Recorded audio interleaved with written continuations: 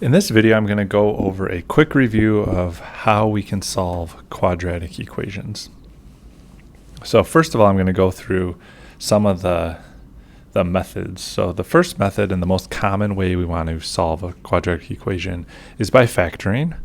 So if we have 2x squared plus 5x is equal to 3, to solve a quadratic equation by factoring, and with most quadratic equations, regardless of the method, we want to set this equal to 0. So I'm going to move that 3 over to the left-hand side.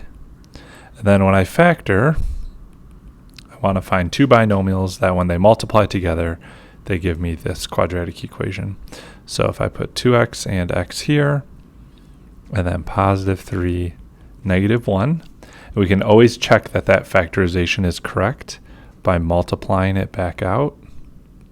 So if I multiply this out, I distribute 2x times x is 2x squared, 2x times 3 is 6x, negative 1 times x is negative x, negative 1 times 3 is negative 3. Combine these like terms in the middle, and we get what we started with. So I know that that factorization is correct, and then what we do, we take each factor and set it equal to 0, and then solve for x. So x is equal to 1/2 here, x is equal to negative 3. So this quadratic equation has two unique solutions. Let's do two more examples. 3y squared is equal to 2y. Well, this is a quadratic equation because we have this squared term right here. Now, to solve the quadratic equation, we're going to set it equal to 0. 3y squared minus 2y is equal to 0. The factorization here, all I'm going to do is factor out the common factor of y, and we're left with 3y minus 2. And then I set each factor equal to 0.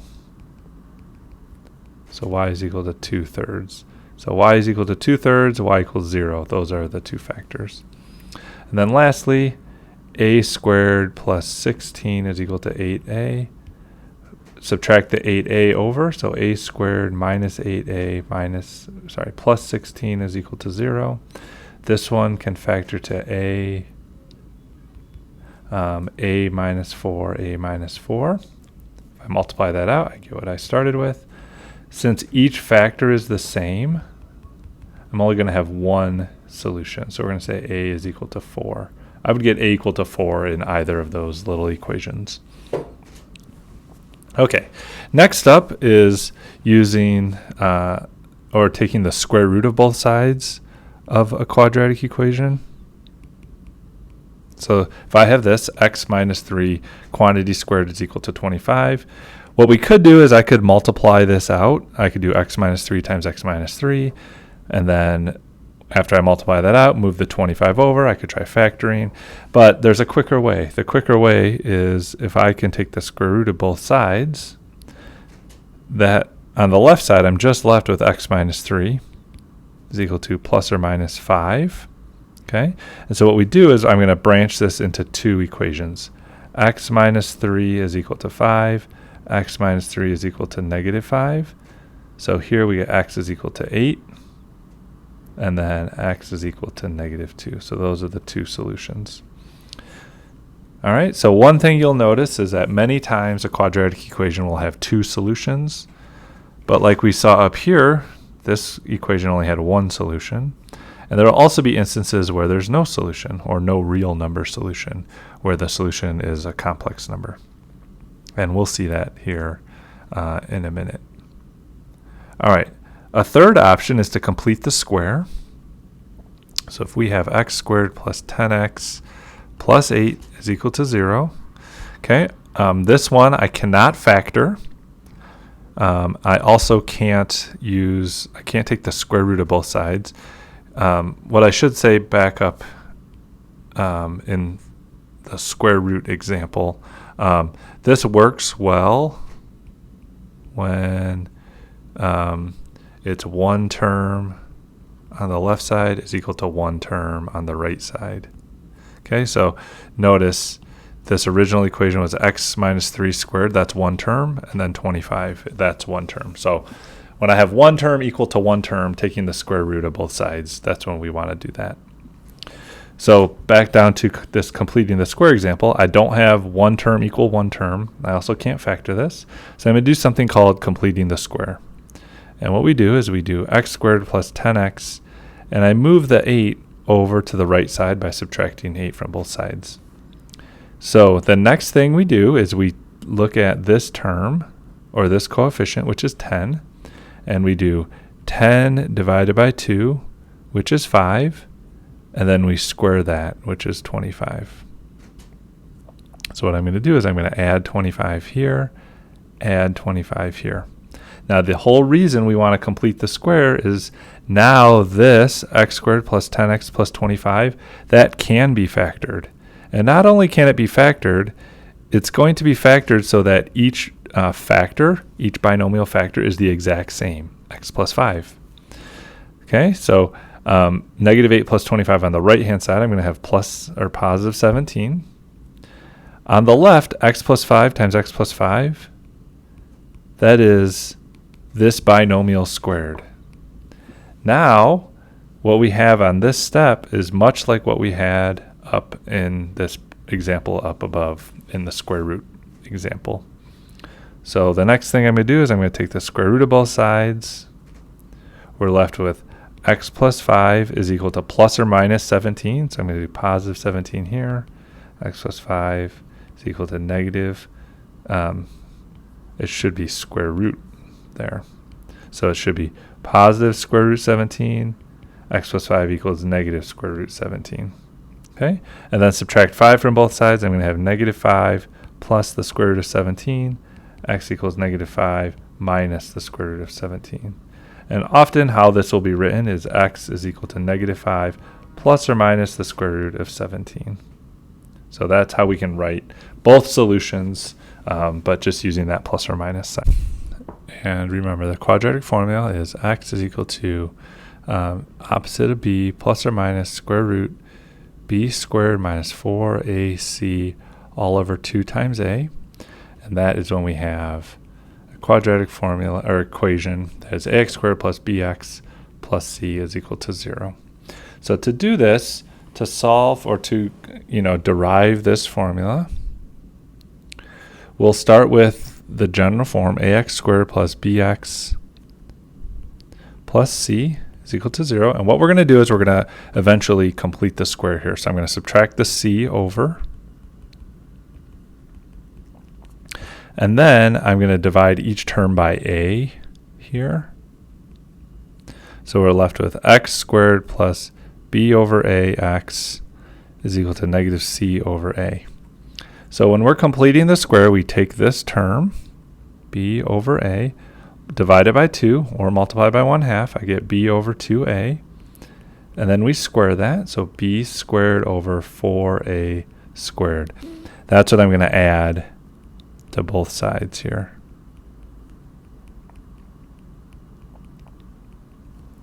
All right, so on the left-hand side, the whole reason we complete the square is so that we can come up with, let me just make sure I've got this correct here. Divide by 2 and square. Okay, so now when I factor this, I get x plus b over 2a, x plus b over 2a, and just making sure that that's correct. If I multiply that out, I get b over 2ax, b over 2ax, I get 2b over 2a, so b over a. So that looks good. Okay. And then on the right-hand side, I'm going to get a common denominator. I need a 4 and another a on the top and bottom. Oops. So I need a 4 and an a. So I'm going to multiply that negative c over a times 4a on the top and bottom.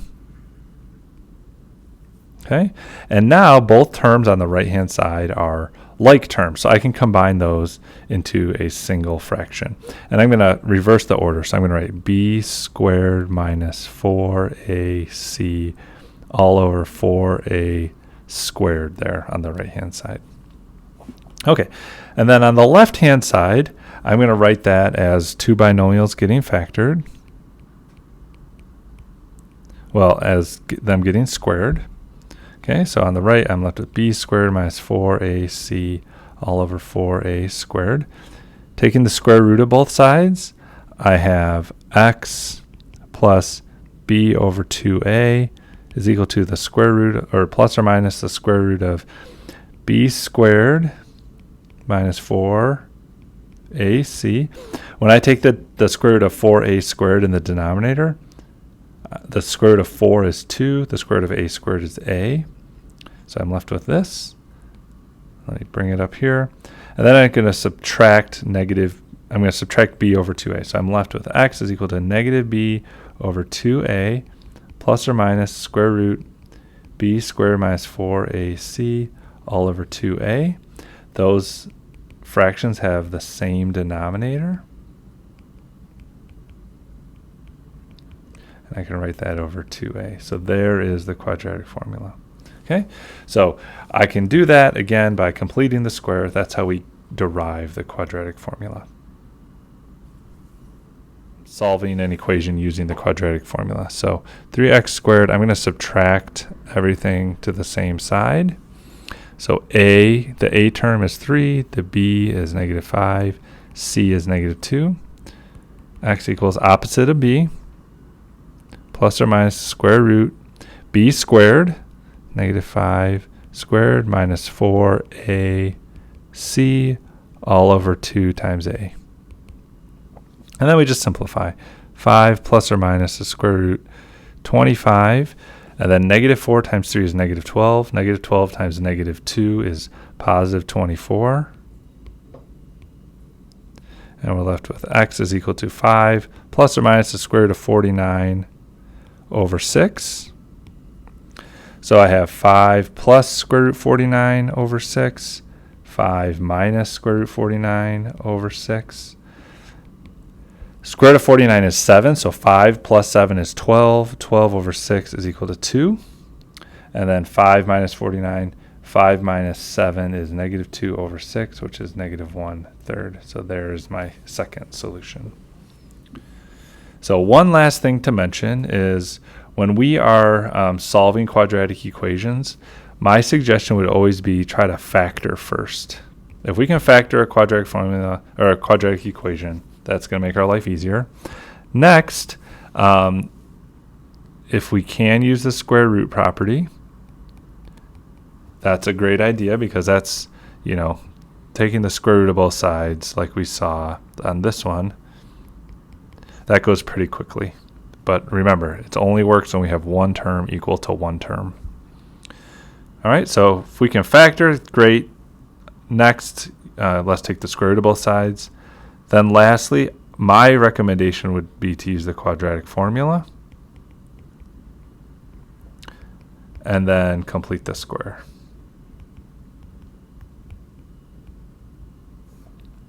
Now, this quadratic formula and completing the square, that will work on any quadratic equation. So even though we may be able to factor the quadratic equation or use the square root on both sides, that's not always going to work, but the quadratic formula will always work for any quadratic equation.